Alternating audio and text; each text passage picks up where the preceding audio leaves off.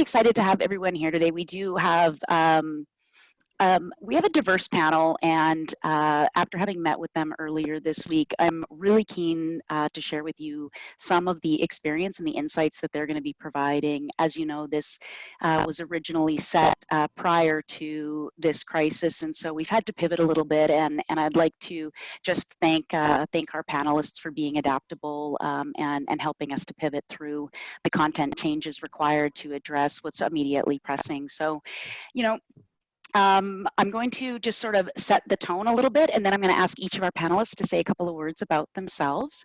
But today what we want to chat about is, as we think about the future of work and how it is radically changed, and you can apply whatever lens or filter you want on radical change. But we know that we need to understand how to prepare for what's happening with this workforce. It's more diverse, it's more empowered than ever.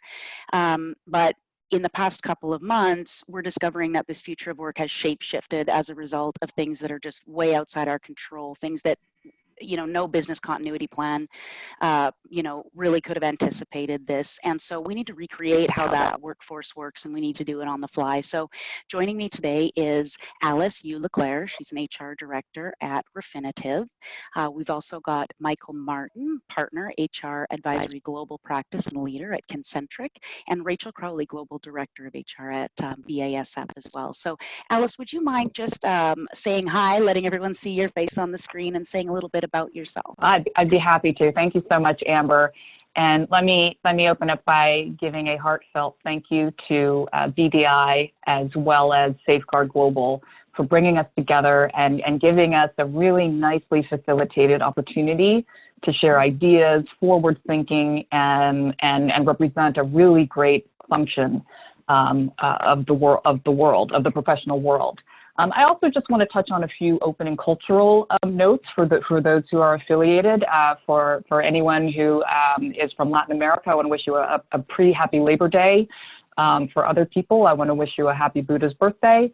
And then for others who may affiliate, I want to wish you a happy Ramadan. So with that all said, my name, as Amber mentioned, is Alice LeClair. I'm head of HR for the Americas at Refinitiv, which is a big data company that powers the financial markets. I've been at Refinitiv for about 15 months. My first year with the company was business partnering with the Americas region go-to-market group. For year 2, that remit has expanded to also include the product development, roadmap, and strategy teams. So rolling up across my customer portfolio is approximately 920 people. And I oversee a fantastic team of young HR manager talent, and some of them have HR backgrounds, some of them do not. And I also fall into that category as someone that doesn't have an end-to-end straight growing up into the profession. And the other thing I would say by way of introduction is please, any and all questions. I love questions. I get concerned when there aren't any, that I'm not delivering a strong enough point of view, and I don't get offended. So I welcome all views, all questions, and it's a pleasure to be here. Awesome, Alice. I absolutely love your inclusive welcome, and I'm definitely going to be borrowing that with credit to you. Michael, would you like to follow that and say a few words about your experience and where you're coming from today? Yeah, I may also borrow that inclusive welcome. Hi, everyone. Michael Martin. I'm a leader within an organization called Kincentric.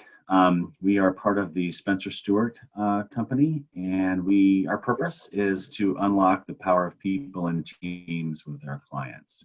And we kind of help our clients with a variety of consulting related to talent and leadership, the employee experience. And I personally, among many roles, I'm part of the leadership team, look after our consulting business that focuses on helping CHROs transform and optimize the HR function.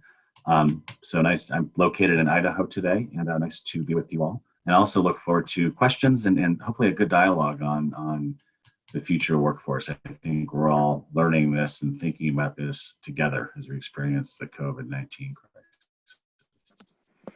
You got it, Michael. I think that now more than ever, the better together concept is sinking home in what that really looks like every day from our people, our processes, and our connections as humans, right? Rachel, last but not least, I'd love to hear a little bit about you and share a little bit about your experience with the group before we get started with peppering you with questions. Sure. So good morning and good afternoon to some. I see a few that are in other parts of the world.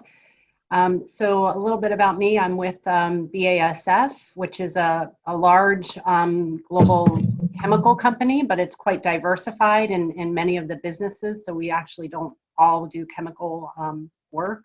I work in the automotive industry part of it. So the mobile emissions for the catalyst division. So we basically make catalytic converters, and we have about 12 manufacturing sites around the world, 5,000 employees that I care for, along with the leaders, the SVP of the business.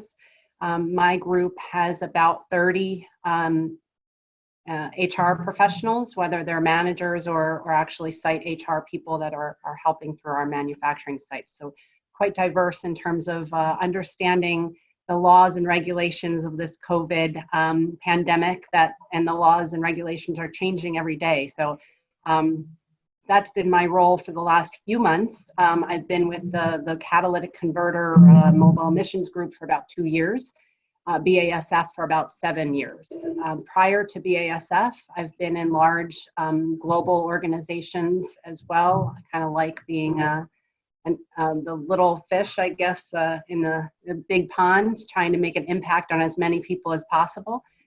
Very many different industries. So I was in financial services with Citigroup. I was with consumer goods with Unilever, insurance with AIG, IT consulting at Cognizant Technologies. So quite a jumper on my resume before landing at BASF.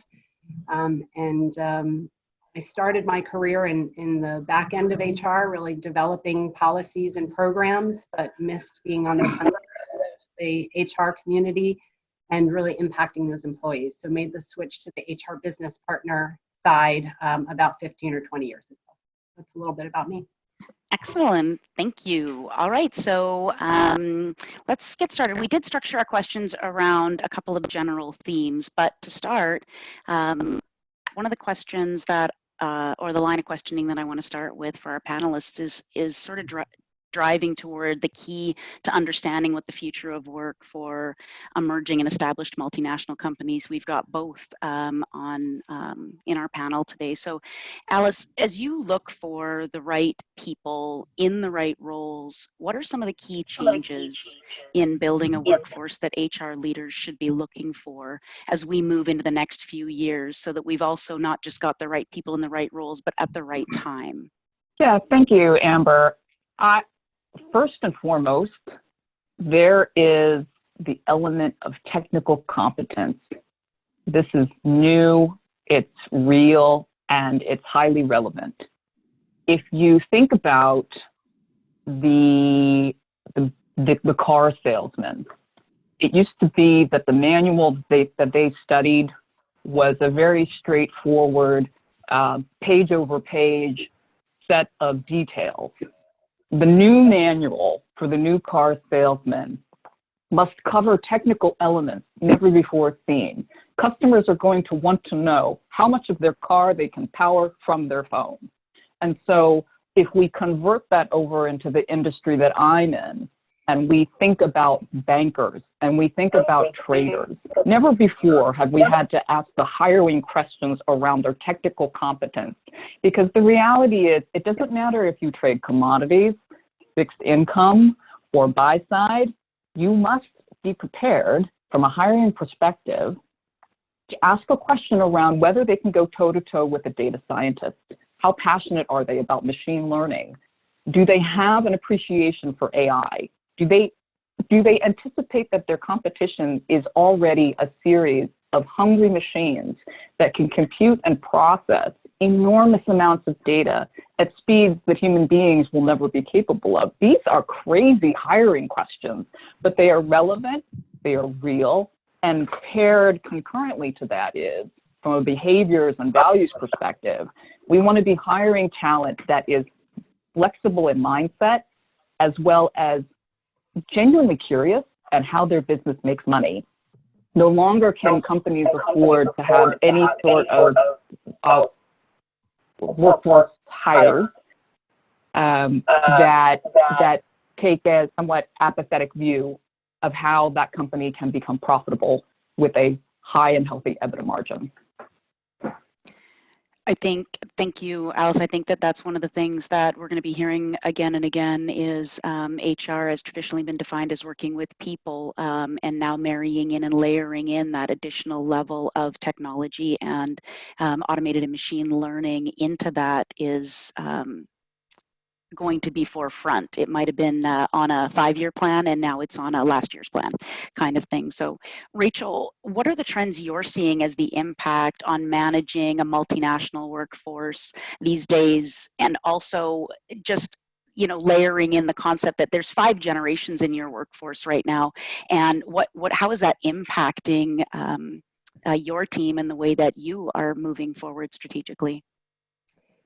So I don't think the trends are really changing that much, but I think the speed of the trends are changing. So I think the trend is change, just constant change. We're seeing change in org structures or how work gets done. We're seeing change in leadership capabilities, right? So Alice touched on this a little bit about what are the qualities and the capabilities that you're looking for. And we're certainly seeing the changes in, again, how we interact with the processes and the people that we work for. So, specifically what we're looking at now in my organization is around this, this organizational shift. And we're moving away from this, traditional, regional, even cross-functional type of structure to more of a customer-focused team. And a lot of the things that we actually are working on is project. It ends up being project work by project work. So you tend to want to find the organization to come in and work on those teams, and then they kind of get disbanded. So the trends are really moving in that direction to be agile and just constantly changing in how you're working and who you're working with. The generational differences, I actually don't see so much, that it's really a person by person. So you can have somebody, no matter what age, being very tech savvy, or people that aren't tech savvy. You can see people who collaborate well and those who prefer not to. So I personally don't see too much of the generational differences, but we see a lot of cultural differences in terms of the beliefs and the attitudes that people bring to the table. But it's more individual, it's less age related. Okay, interesting. I'm going to shift a little bit here to Michael. And Michael, Kincentric did a study recently, and it stated that 70% of HR's time was spent on admin or operational type of activities. So what would your advice to organizations looking to reduce that functional workload, what would that advice look like? How can they spend more time on these strategic activities that drive the business forward and less of that huge burden on the admin and operational piece? Yeah, I think it's been and I've grown up in HR, it's been a ongoing evolution and journey. Now more than ever, I think we have permission in the HR space to seize digital transformation, and it's no longer optional, in my opinion, and look to automate and provide a more automated, efficient experience when it comes to administration of HR for not only HR professionals, but for employees and managers and leaders in their organization. People want that. A lot of times HR tends to be the biggest barrier for that type of a transformation. And we've seen a lot of examples of clients finally pushing the envelope and really thinking about how to connect the workforce and going well beyond the basics of self-service, but trying to automate and connect employees and managers like never before. And HR getting out of the way of that and shifting its focus to certainly the building blocks of and the hygiene aspects of HR and paying people and providing benefits and those kinds of things.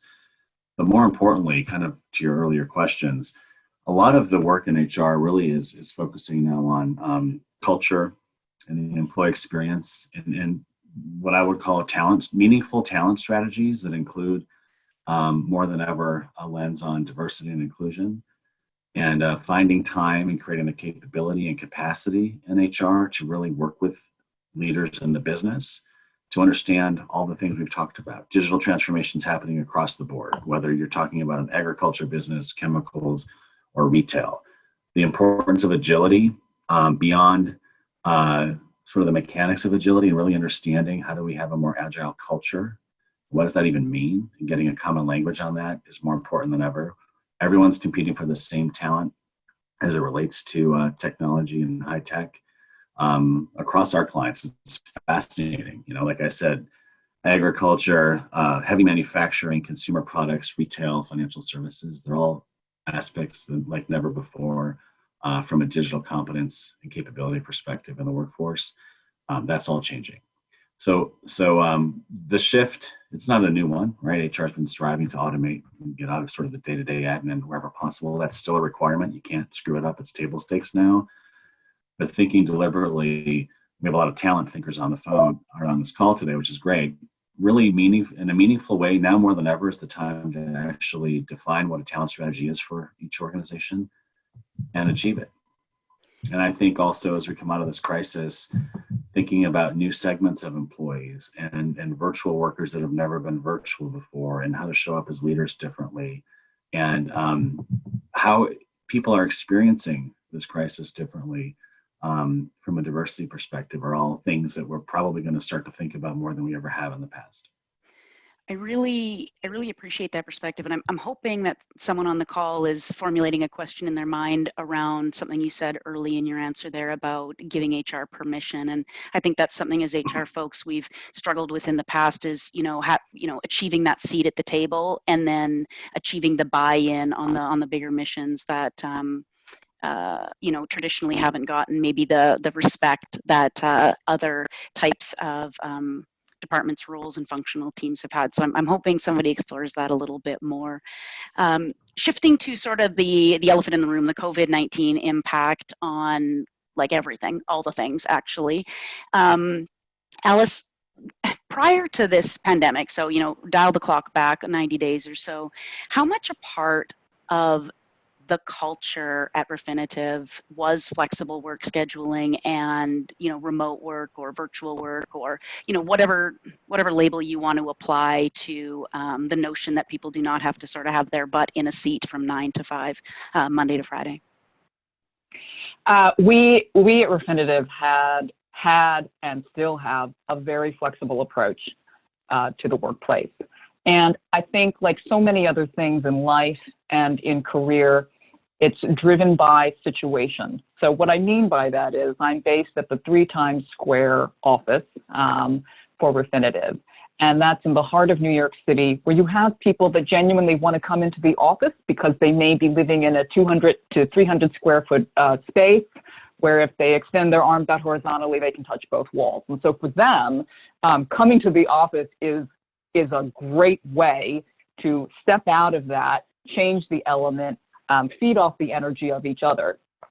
And then you have people who would otherwise have a 3.5-hour commute every day. That doesn't really make a lot of sense if they're also juggling 4 children under the age of 7 and are caring for elderly parents and have any number of other things that they're trying to juggle. And so what we like to articulate at Refinitiv is that the progress of your work and your development and your contributions is not a ladder, and it's not a stairway, it's a climbing wall.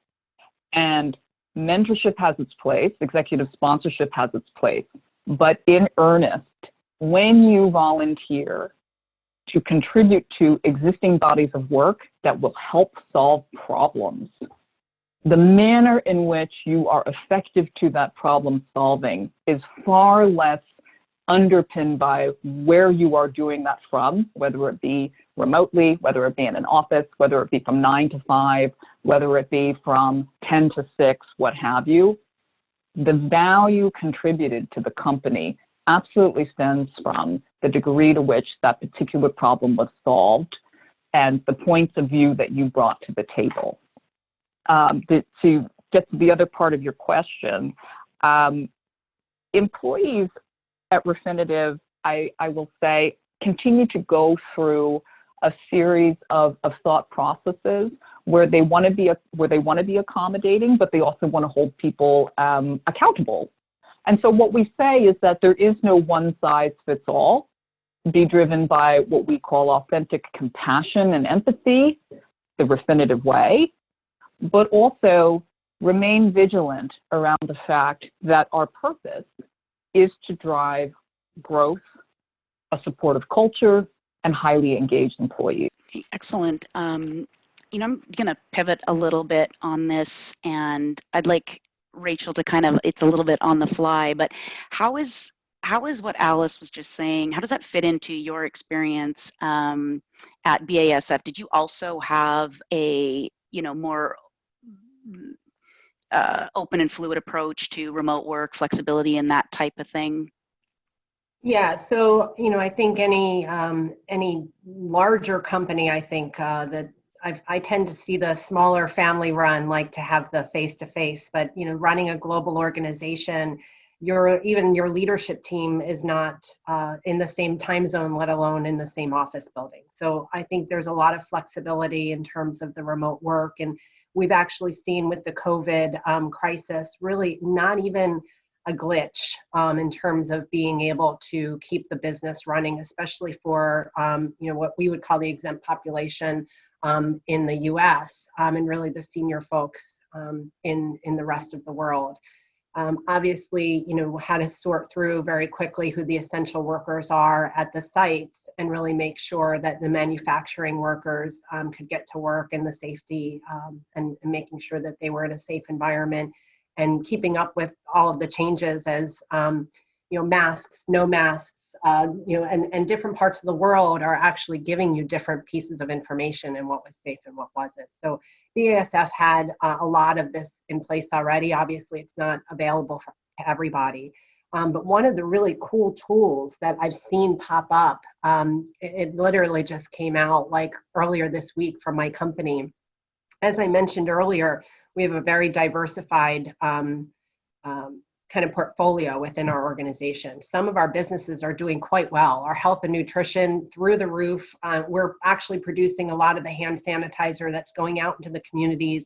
We're giving to the German hospitals. So we're doing great work there. My business is like in the tanker. So we're talking about furloughing and laying off, and it's not, you know, totally opposite. So they actually just created this tool.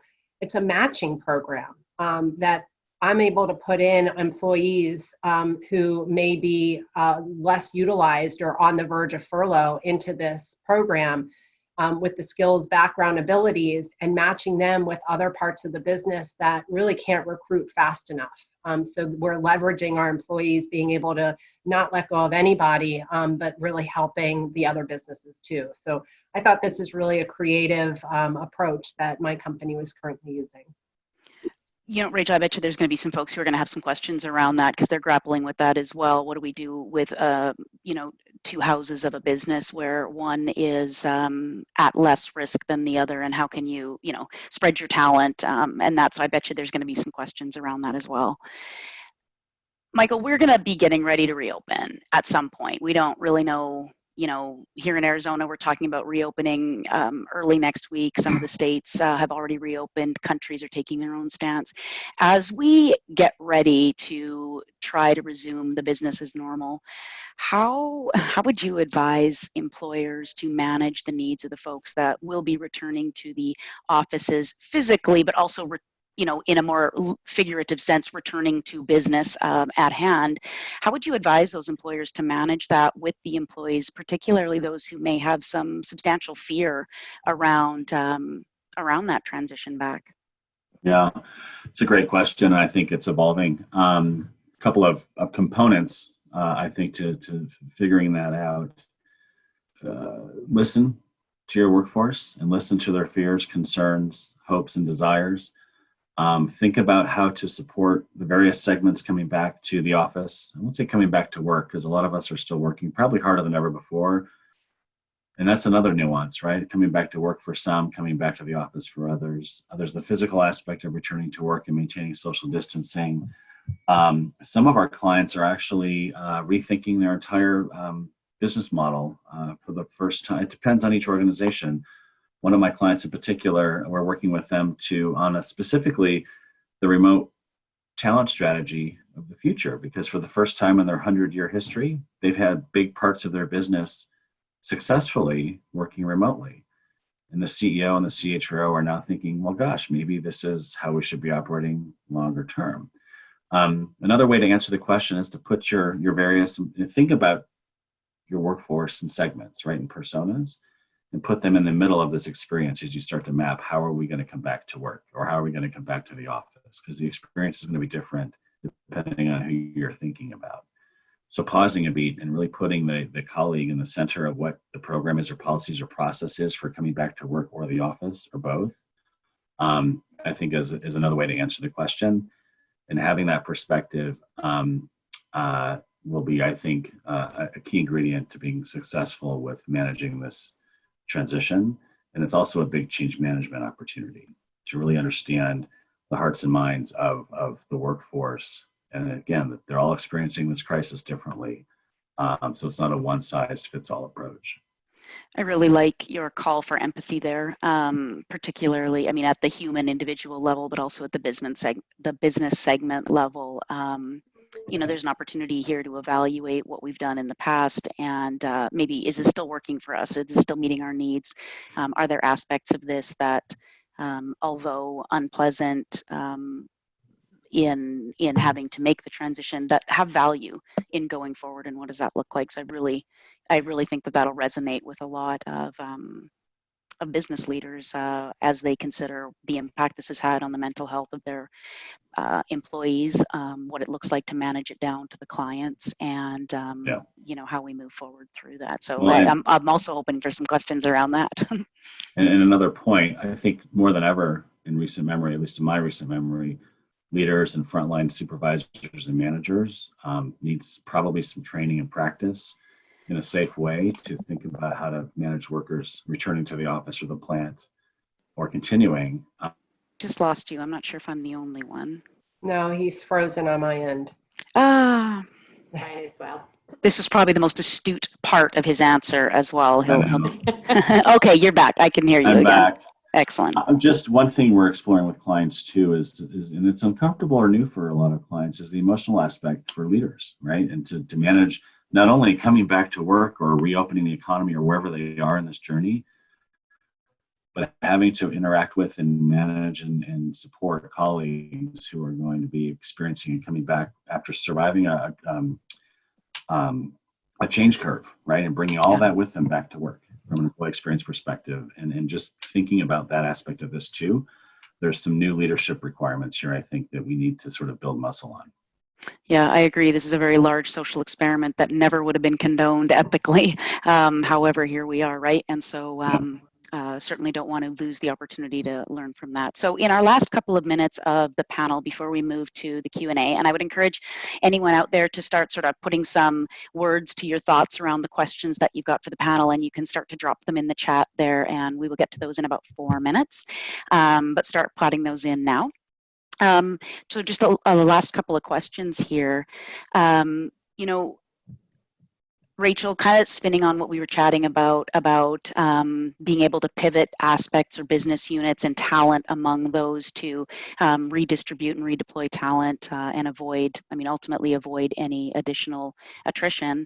How can HR leaders drive progress in aligning the organizational strategy as we know it, as it is today, with the needs and expectations of this new world?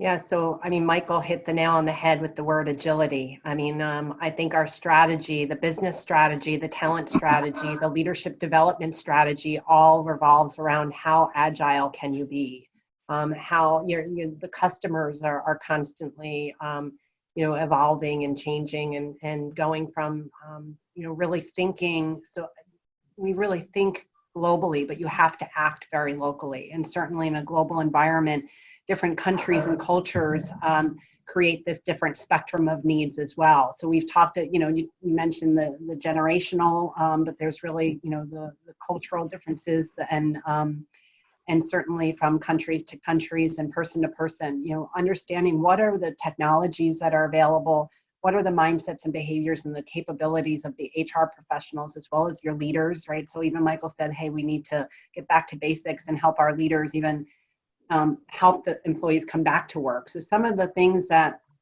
we've really moved away from as certainly in an HR environment, we're actually finding ourselves going back to some of the basics because we kind of feel like, oh, aren't we past that? And we've assumed that we don't need to train even the frontline supervisors to do certain basic things, but we're actually seeing a shift back to that. So, developing the strategy really is creating this agile environment where you can pivot where you need to.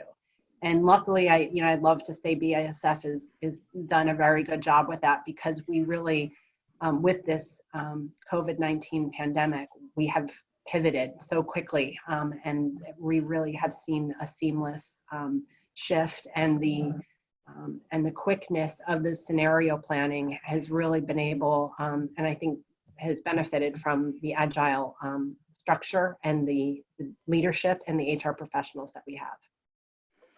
You're the second person this week to have made a comment about HR going back to basics. And I think that there's a lot of truth in that sentiment.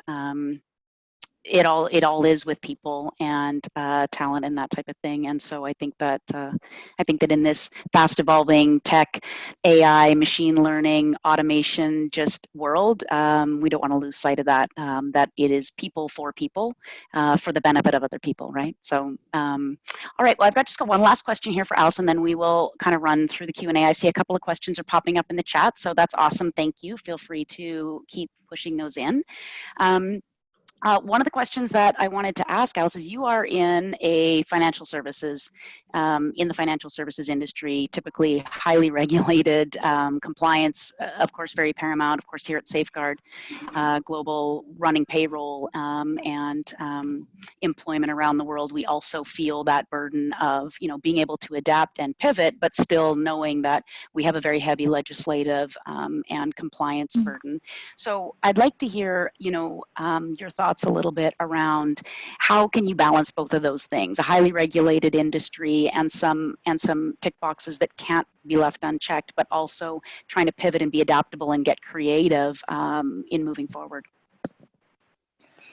What a great question. And my response to that is the way you manage through it is to ask quality questions and to really see what that compliance is trying to solve for. We know on the front end it's trying to solve for preventing people from going to jail, which of course we hands down are supportive of at any given time and place. But beyond that, it is in fact, when we take a step back, giving us the opportunity to keep a conversation going.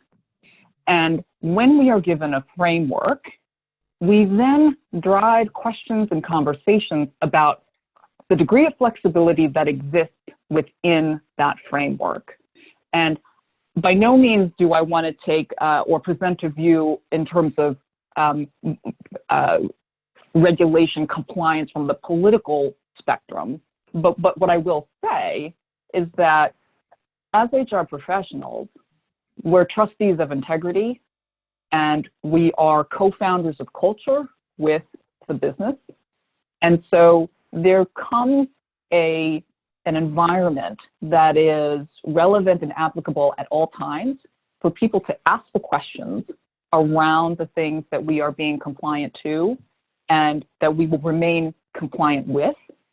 And I have found more often than not that it is in fact that this assurance that the compliance is there for a reason and the quality questions and discussions that we can facilitate around keeping the conversation going, we don't miss a beat. And we wind up saving ourselves time, we wind up minimizing to maximize with that regulation and that compliance. I really like your call there to seek to understand the necessary, the behind. Why are we, are we just ticking a box because we've always ticked the box, or let's sort of seek to understand what we are trying to accomplish with this particular regulatory need or whatnot, and using that as the way to evolve forward. I love that. So I am going to take a look at some of these questions here, and this is where we get to play improv with our panelists, because while they may have been reading the chat, these are ones they probably may not have been expecting. So what I will do is I'll put the question out there, and I will leave it to each of the panelists to turn their mic on and grab the question if they feel like it's in an area of their confidence, or that they can speak to that. And a couple of these here, if you're going to be in the breakout session with your panelists, I would definitely encourage, some of them are just a little bit specific to one of the speakers in general. So we'll make sure that if you don't have a chance to ask it in the breakout, Hope will help me on the back end to ensure that you are connected with these folks directly to ask your question and perhaps have a one-on-one conversation after the fact. So yeah, so specifically there's a couple of questions about the matching employees, Rachel, so we'll make sure that we'll get those over to you specifically. So here we've got one. How do we maintain culture with the potential global remote workforce change and still maintain engagement with the employees? So you've got these really strong, robust cultures. Everything has changed. How do we make sure that that culture doesn't get diluted or change to the negative as we're moving through all of this? Michael, it's all you. Yeah, we help a big part of our business is engagement, employee experience, and listening. And it's been interesting, impact our business. A lot of deferred, sort of big annual surveys to employees, and I personally believe that now more than ever, and especially as we start to emerge and come back to the new normal collectively, it's more important than ever to listen to your employees and workforce in an agile way, pulsing and responding quickly. And I think that will help sustain culture. And I think we need to think about how is culture going to shift, and what do we need to make sure we bring along with when we return to normal. HR's role in shaping culture, is it a shaper, is it an enabler, is it a co-creator, is it a steward? Those are all conversations that should be had with leadership teams, and really kind of think about culture objectively and find a common language and narrative to talk about each organization's culture and how to sustain it. But I think a big ingredient of that is listening to the workforce and pivoting and understanding the heat map based on your various segments and how people are experiencing culture differently around the world in different countries and locations and different types of roles. And from a diversity and inclusion perspective, I think that's going to be a big area where we're going to be hearing a lot from clients as to how to really figure that out. Awesome segue. I was just going to say there's a question here from Vived about how to ensure that we don't lose focus on diversity and inclusion in this environment. And I think that's an extremely timely question, pivoting, Michael, off of your answer there. Alice or Rachel, any thoughts on how we can preserve the momentum that we've achieved in diversity, inclusion, and blogging space and continue to move that needle forward? Yeah, so I'm happy to take that, and certainly, off of what Michael was saying, connecting with the employees in many different ways continues to build that culture, and this is also the culture of that diversity and making sure everybody feels included and not isolated. I mean, even more now than ever, you can easily become isolated. So it's not only those bigger surveys from the company, but it's those pulse surveys from a smaller group of the company, or it's town halls, or it's even a lot of touch base. I probably spend more time, just a quick 5 minutes with so many employees these days, just to touch base with them, and that's the inclusion part as well, just to keeping them from feeling isolated. Now we also have some of the the programs like our employee resource groups, right, who were thriving when we were all together and we could bring them together. And actually they're doing great, and they're really leveraging the digital space that Michael talked about before. So I actually earlier this morning got an email from what we call the ABC, which is the Asian business community, for the month of May, what they're doing.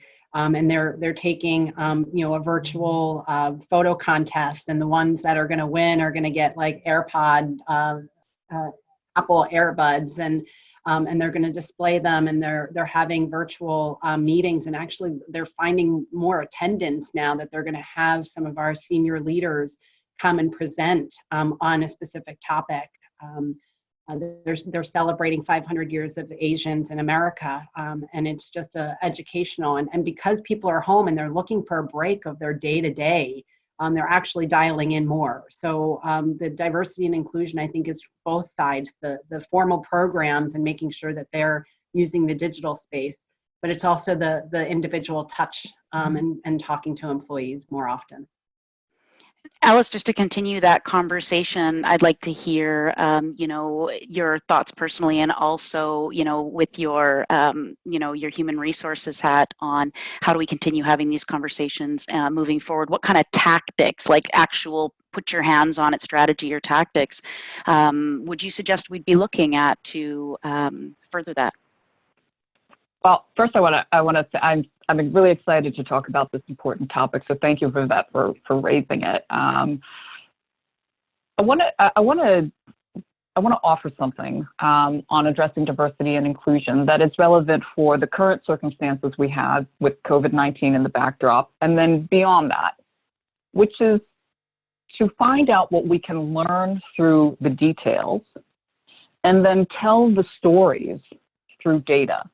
What I mean by this is, from a diversity and inclusion strategy and catapulting things into action, is to take a look at the details of the workforce as it exists, look at those details and craft a story of where the opportunities are to enrich diversity and inclusion, and persuade through data the telling of that story, whether it is through workforce planning, whether it is through raising high potential profiles, whether it is through specific, targeted, hiring best practice workshops, whether it's through executive coaching to help uncover and discover unconscious bias. There is a really wonderful landscape of opportunity for leaders and individuals to embrace and make and bring to life when it comes to diversity and inclusion, from a known set of details and data points that we then bring, again, through the art of telling a story of the from to and how we will get there. And there is nothing about that I would challenge. There's nothing about a virtual office environment that stands in our way from doing that study, from doing that series of examinations, and looking at the organization as it's currently designed and how we believe it then needs to be upgraded. I love the notion of using the storytelling, this, old ancient art, and adding it to our current capability around metrics and analytics, and being able to bridge that gap using both of those modalities. And I think that's, I'm not going to ask any more questions because I don't think we can finish on anything that's more impactful in this moment. So I'm going to ask Hope to help me transition everyone to the breakout rooms so that we can continue having these conversations in a smaller, a little bit more intimate setting. But we will capture the questions in the chat, and I'll work with Hope and BDI to ensure that we get the answers and connect the folks that need to be connected. So with that, I'm going to do this cool arm thing, and everybody's screens are going to move around. It's going to be great, I promise.